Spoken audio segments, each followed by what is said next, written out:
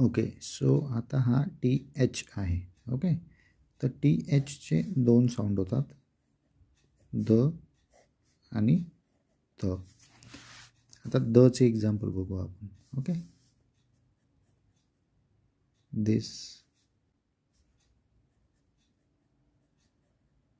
Mother, brother, father. ठीक आहे. किंवा मग साधा द पण येतो असा, दॅट. ठीक आहे. आणि थच्या एक्झाम्पलमध्ये आपण बघू thumb. Okay. 3, thin, thank, think. Okay. तर टी एचचे दोन साऊंड होतात, एक द असा होतो आणि एक थ होतो. तुम्हाला अजून काही असे शब्द माहिती असतील तर ते खाली मला सांगा. थँक्यू.